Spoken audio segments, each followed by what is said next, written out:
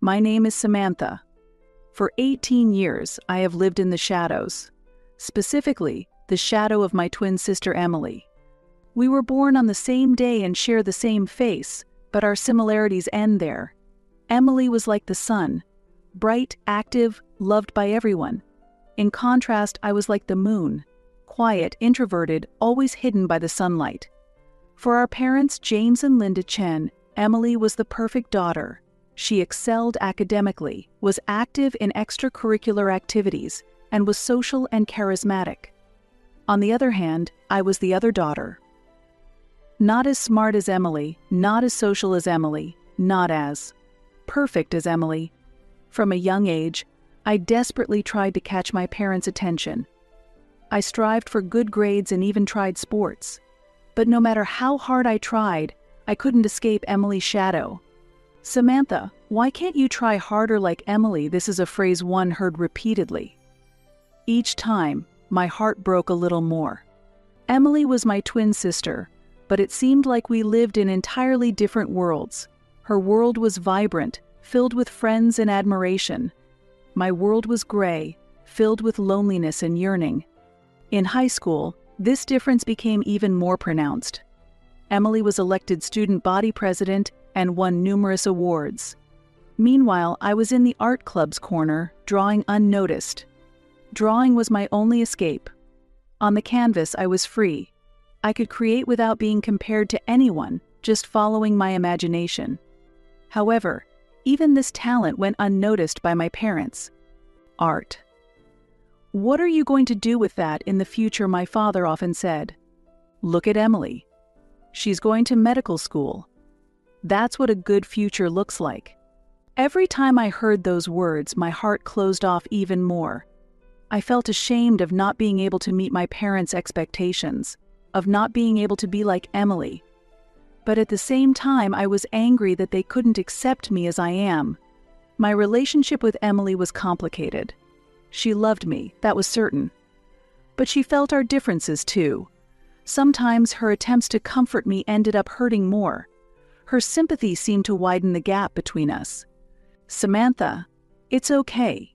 You have other talents," Emily often said. But behind those words, I always sensed the implied, but not as much as me. In our last year of high school, we graduated at the same time. During the ceremony, Emily gave a speech as the honor student. I sat in the audience, watching our parents proudly gaze at her. At that moment, I felt completely invisible. After the graduation ceremony, my parents threw a grand party for Emily. The house was filled with a celebratory mood, and I locked myself in my room and drew. No one came looking for me. That night, as I lay in bed, I reflected on my 18 years of life, always hidden in Emily's shadow, unable to meet my parents' expectations, struggling to find my own value. And the thought of continuing to live like this squeezed my heart with pain. But in that pain, a determination grew. No more living in someone's shadow. I vowed to live my own life. I didn't know it then, but that decision would dramatically change my life, and it would open the door to a hidden truth about our family. A week after graduation, our lives began to take an unexpected turn. At breakfast, my father suddenly stood up and announced something important. "Everyone, to celebrate Emily's excellent grades, we've decided to take a family trip to Hawaii." Emily cheered, and my mother shed tears of joy. Meanwhile, I just stirred my cereal. "Samantha," my father turned to me. "I'm sorry, but could you stay home and watch the house?" At that moment, time seemed to stop. Emily's cheers and my mother's tears all faded away. All I could hear was my father's words. "House sitting," I managed to say. "Yes," my father answered lightly. "Someone has to look after the house, right? Besides, this is a trip for Emily. You understand, right?" "Understand? What is there to understand? I graduated just like her. I'm also a part of this family." But at that moment, I truly felt like I wasn't really a part of this family. "I understand," I replied in a small voice. No one seemed to notice my turmoil. That evening, as my family packed, I locked myself in my room and faced the canvas. I expressed my anger, sadness, and loneliness with vigorous strokes. There was a knock, and Emily entered my room. "Samantha, are you okay?" Concern tinged her voice. I didn't turn around as I answered, "Yeah, I'm fine. Have fun." Emily hesitated, then said, "I'm sorry. I talked to Dad, but—" "It's okay," I interrupted her. "I'm really fine. Go and enjoy." Emily sighed and left the room. I was glad she had tried to speak to Dad for me. But at the same time, I knew it meant nothing. My presence was just that insignificant in this family. The next morning, as my family left, I stood at the door. My mother hugged me and said, "Take care." My father just patted my shoulder. Emily looked apologetic. After they left, the house suddenly became very quiet. For the first time, I felt truly alone. But at the same time, I felt a strange sense of freedom. That week, I was completely free. For the first 2 days, I locked myself in my room and continued to draw. I forgot meal times, just facing the canvas. On the 3rd day, I went outside for the first time. I walked through the nearby park, looking up at the blue sky. I wondered if the sky in Hawaii was even bluer. On the 4th morning, something unexpected happened.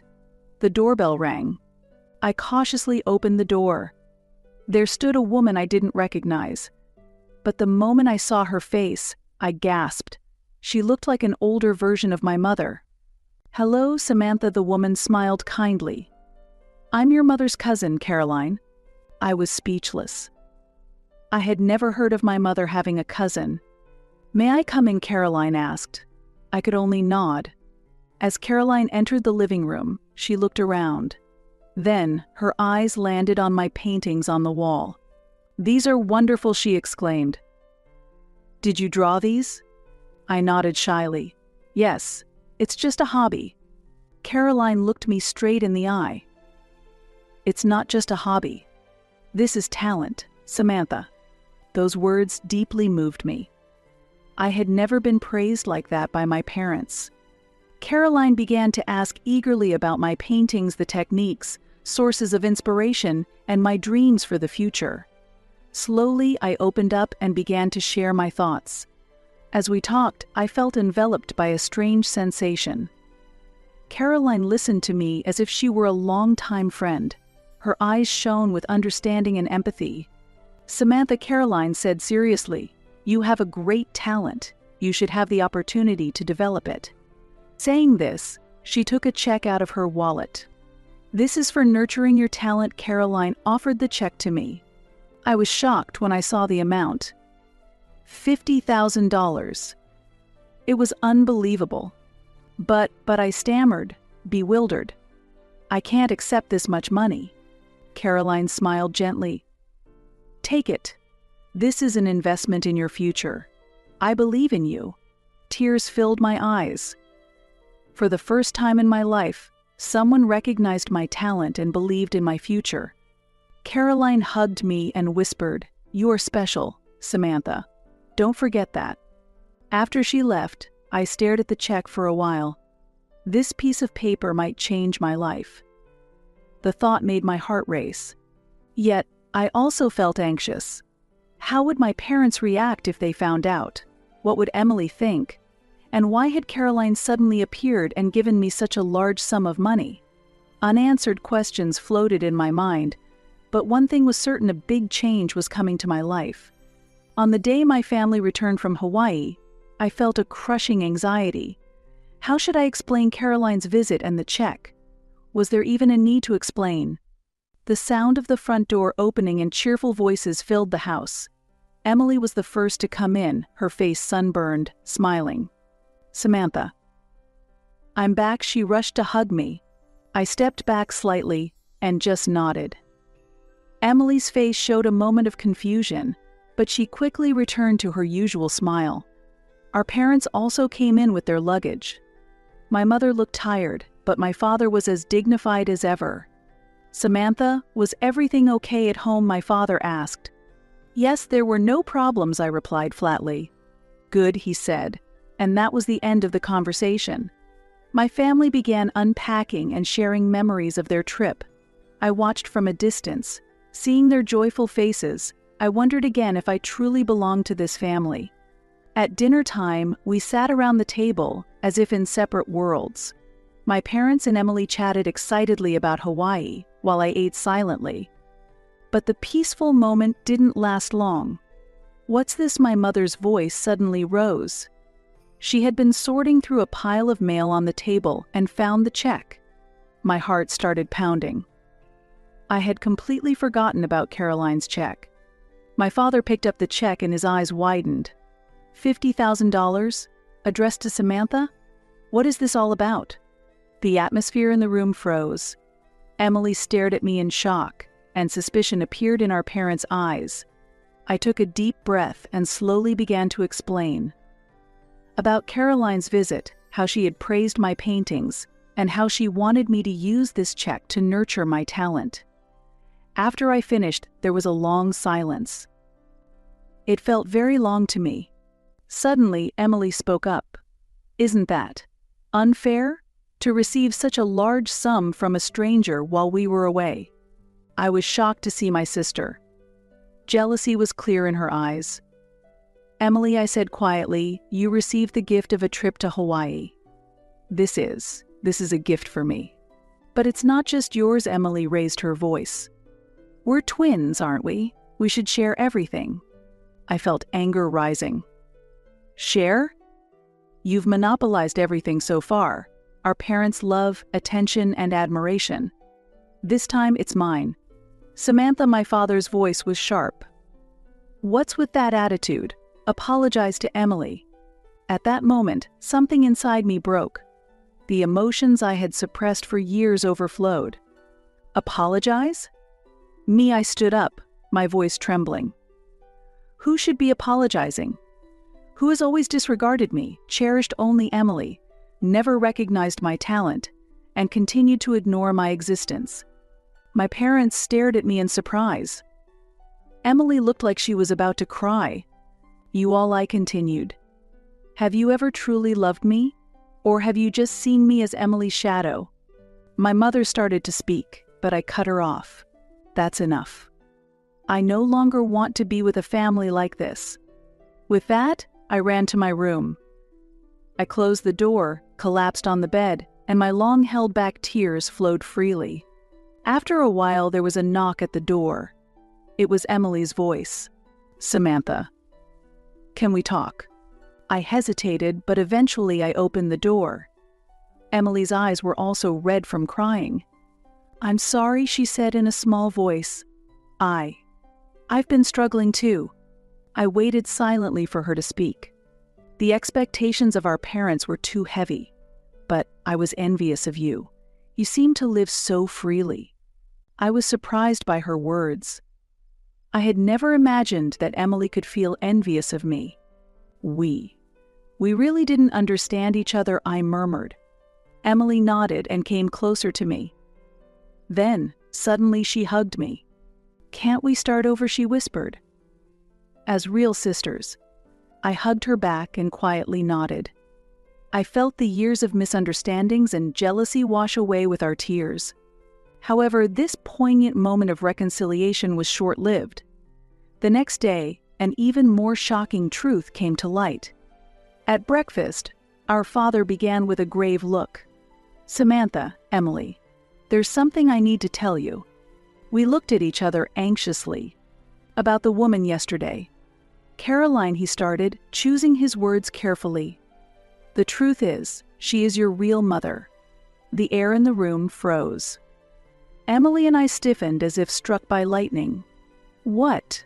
What do you mean?" Emily asked with a trembling voice. Our mother who raised us began to explain through tears. She and Caroline are sisters. Caroline had become pregnant while unmarried when we were conceived, and to protect the family's reputation, they decided to have us adopted. "But why now?" I managed to say. "Caroline was recently diagnosed with a serious illness," she answered. "She wanted you to know the truth." This confession turned our world upside down. Everything we had believed collapsed in an instant. I stood up and staggered out of the room. Emily followed me. We went out to the garden and sat silently side by side. Emotions indescribable in words swirled within us. "Samantha," Emily said quietly, "what should we do now?" I let out a deep breath. "Honestly, I don't know, but there's one thing I'm sure of." "What?" "That we have each other." Emily gave a small smile and squeezed my hand. At that moment, I felt that we truly became sisters, not just by blood, but connected by heart, and we were ready to step into a new life together. In the weeks following the revelation, our home was like a quiet storm. On the surface, daily life continued, but underneath, significant changes were occurring. Emily and I began to spend more time together than ever before. We talked about aspects of our lives we had never known, unraveling years of misunderstanding. "Samantha," Emily said one day as she came into my room, "I want to see more of your paintings." I hesitated but showed her my sketchbook. She looked at each page intently with a serious expression. "This is amazing," Emily exclaimed. "Why didn't you show me sooner?" I shrugged. "I thought no one would be interested." Emily looked sad. "I'm sorry, I didn't notice your talent either." Her words warmed my heart. I felt like I had finally received the recognition I had longed for. Meanwhile, our relationship with our adoptive parents, James and Linda, remained complicated. They continued to act apologetic and repeatedly express their regrets. However, the wounds from years of being neglected were not easily healed. Especially me, I could not forgive them. The days of favoring Emily and disregarding me were not something I could forget overnight. One evening after dinner, James approached me. "Samantha, about your paintings," he hesitated. "Could I see your work, if you don't mind?" I was surprised but kept my composure. "Why are you interested in my paintings now?" James sighed deeply. "We made many mistakes. Overlooking your talent was one of them. I thought it might not be too late to start." I stared at him. I could see genuine regret in his eyes. However, my heart was still not healed. "I'll think about it," I said, and returned to my room. That night, I spent a long time confronting my feelings. Could I forgive James and Linda? Was it possible to build a new relationship with them? The answer was not easy to find. But there was one thing I was sure of. I would no longer live in someone's shadow. My life was mine to decide. The next day, I invited Emily to go out with me. Our destination was Caroline's house, our real mother's home. As we pressed the doorbell, we gripped each other's hands tightly. The door opened and Caroline appeared. Tears welled up in her eyes. "Samantha," Emily, she said with a trembling voice. "Thank you for coming." We silently hugged Caroline. At that moment, emotions beyond words enveloped us. It would take time to fill the years of emptiness. But this embrace felt like a promise of a new beginning. As we entered Caroline's house, we noticed that the walls were covered with paintings. She was an artist too. "When you were conceived," Caroline began with a shaky voice, "I was young and immature. I didn't think I could give you the best life." Emily and I listened quietly. Caroline talked about the background of her decision, her life afterward, and how she had continued to watch over us. "But my decision must have hurt you," she said, wiping away tears. "Especially you, Samantha. I'm sorry." I took a deep breath and said, "Caroline, no, Mom. Indeed, we've been hurt in many ways. But I'm grateful that you recognized my talent and told us the truth." Emily also nodded and added, "We have time now to get to know each other. It's okay to take it slow." Caroline's face showed relief, and she hugged us again. From that day, we began visiting Caroline regularly. We learned painting techniques from her, listened to stories of her life, and gradually deepened our bond. However, the relationship with James and Linda remained complicated. They tried to show their efforts, but the years had piled up, making it hard to simply resolve. One day, Linda knocked on my room door. "Samantha, can we talk?" Her voice was tinged with anxiety. I hesitated but opened the door. Linda entered and silently stared at my paintings for a while, then suddenly started crying. "I'm sorry, Samantha," she said tearfully. "I overlooked your talent, ignored your feelings. I was a terrible mother." I sat down beside her, confused but calm. "I wasn't perfect either," I said quietly. "But what matters is what we do from here." Linda looked at me and nodded slightly. "You're right. Can we start over?" However, I could not forgive her. Considering the long-standing lack of affection, forgiveness was not an option for me. The next day, I made a significant decision. I gathered James, Linda, and Emily and declared, "I think it's time for me to leave this house." After a moment of silence, James and Linda tried to persuade me, but my mind was made up. And a few days later, as I was leaving the house, I told Emily, "I'm going to art college." She responded, "You should pursue your talent. We will support your decision all the way," and hugged me excitedly. "Congratulations, big sister. You're going to be a fantastic artist." A few months later, I enrolled in art college and started living on my own. In the new environment of the campus, I began to fully express my talent. Emily went on to medical school and started her own path. My relationship with Caroline also deepened gradually, and she became an important part of our lives. One day, my artwork was exhibited at a university exhibition.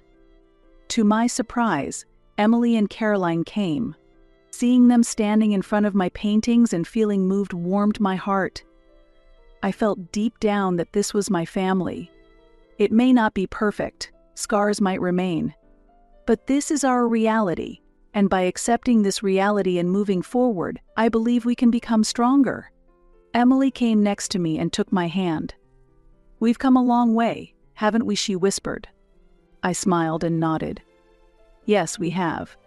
But the real beginning starts now.